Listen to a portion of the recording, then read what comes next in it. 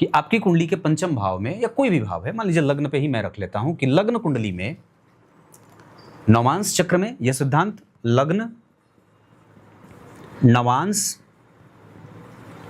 और दशमांशा, मतलब दशांश चक्र, ये तीनों ही वर्ग चार्ट पर यह सिद्धांत लागू होगा जो मैं अब कहने वाला हूं। योग कारक ग्रह आपकी कुंडली में कहां बैठा है ना, योग कारक ग्रह कहां बैठा। तो योग कारक, अगर कोई एक लग्न की कुंडली है, जैसे मेष लग्न की कुंडली के लिए योग कारक होते हैं गुरु, उसके बाद होते हैं सूर्य, उसके बाद होते हैं मंगल। योग कारक ग्रह अगर आपकी जन्म कुंडली में किसी भी भाव में बैठा, अगर मान लीजिए नवम भाव के स्वामी होकर गुरु अष्टम भाव में बैठ गए, तो अब इस व्यक्ति का जो भाग्य उदय है, जो योग है, वो उसके रिसर्च में जा रहा है। मतलब क्या है कि उस व्यक्ति का जो भाग्य लाभ है वो उसके चिंतन में है। जब तक वो चिंतन नहीं करेगा, जब तक वो डीप थॉट में नहीं जाएगा, तब तक उसका भाग्य लाभ उसे प्राप्त नहीं होगा। दूसरा, ये गुरु की बात मैंने बताई। अब इसको दूसरे भाव से संबंध करके बनाते हैं। एकादशवें भाव के स्वामी अगर जन्म कुंडली में लग्न में बैठ जाएं किसी जातक की कुंडली में, अब योग कारक ग्रह की तो बात मैंने बता दी। अब एक सामान्य ग्रह को देखते हैं। तो मेष लग्न की कुंडली के लिए सामान्य हो जाते हैं शनिदेव। अगर सामान्य ग्रह आपकी कुंडली का लग्न में या किसी भी भाव में बैठा है, तो ये कहता है कि अब वो व्यक्ति, जैसे एकादशेश अगर लग्न में बैठेंगे, तो उस व्यक्ति का जो संपूर्ण लाभ है या उसका जो व्यक्तित्व है वो संपूर्ण उसके लाभ पर केंद्रित हो, वो अपने लाभ को केंद्र में रखेगा।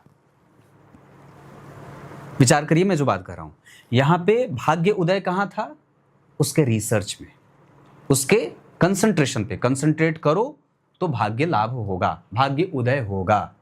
मतलब आपको थोड़ा टाइम लेना पड़ेगा और जीवन को समय देना पड़ेगा, थोड़ा रुकना होगा। जबकि अगर लाभ भाव के स्वामी लग्न में क्या बैठेंगे, तो व्यक्ति का संपूर्ण व्यक्तित्व इस बात पर केंद्रित रहेगा कि मैं कितना ज्यादा प्राप्त करूं, जितनी जल्दी हो सके।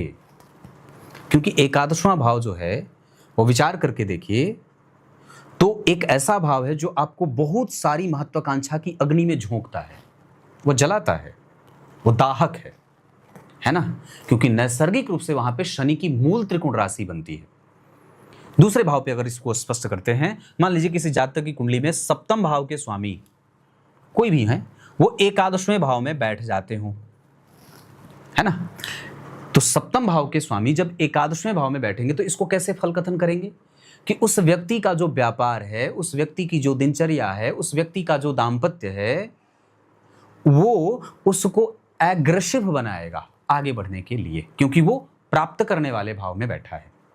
बात है ना कि अगर सप्तम भाव के स्वामी पत्नी, और दूसरा अगर आप इसको पत्नी के परिप्रेक्ष्य में देखते हैं तो सप्तम भाव अगर पत्नी का है, जाया का है, तो वो पत्नी से पत्नी को जोड़कर जीवन में पत्नी के आने के बाद और भी ज्यादा प्रोग्रेस प्राप्त करेगा, या पत्नी को साथ लेकर प्रोग्रेस प्राप्त करेगा अगर सप्तमेश एकादशवें में बैठे हैं तो। क्लियर है।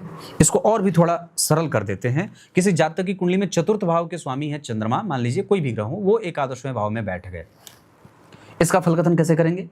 इसका फलकथन ऐसे होगा कि उस व्यक्ति का जो मानसिक सुख है या माता का सुख है, वो माता से, अपने माता के आशीर्वाद से अपने समस्त भोगों की प्राप्ति करेगा, सुखों की प्राप्ति करेगा, लक्ष्य की प्राप्ति करेगा। इसको और समझा देते हैं। तो अगर किसी जातक की कुंडली में चतुर्थ भाव के स्वामी धन भाव में बैठ गए, चंद्रमा ये कोई भी ग्रह हो, अगर चतुर्थ भाव के स्वामी धन भाव में बैठ गए, तो उसका सुख कहां बैठा, धन में। इसका अर्थ है कि उसका मानसिक सुख तब तक उसे प्राप्त होता रहेगा, या तब तक वो मानसिक रूप से सुखी नहीं होगा जब तक वो संपूर्ण धनवान न बन जाए। मतलब वो जब तक संपूर्ण धन का मालिक हो ना जाए, अपने आप को समझ ले कि अब पर्याप्त है।